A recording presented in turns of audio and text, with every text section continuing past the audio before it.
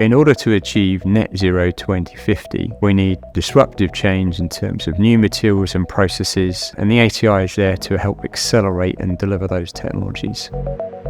We're in the Global Technology Centre, which is one of 4 such centres within GKN Aerospace. We are developing some pioneering technologies for the future of the aerospace industry, but we have to do that in partnership and in collaboration.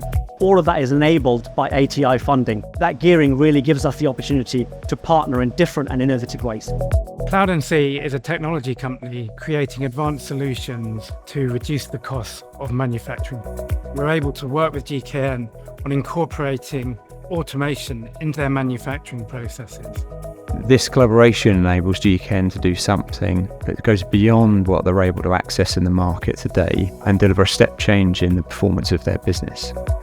ATI support is absolutely fundamental. It's really the only way we can bring some of those innovative partnerships together to make sure that the UK stays at the cutting edge of innovation, delivers competitiveness, builds the supply chains of the future, and of course develops the next generation of skills. As a result of the ATI funding programme, we've been able to accelerate our R&D and apply our solutions and technology far in advance of when we'd otherwise be able to do so. This centre is already having an impact on the aerospace industry. We're delivering technologies today and preparing ourselves for delivering the technologies of the future.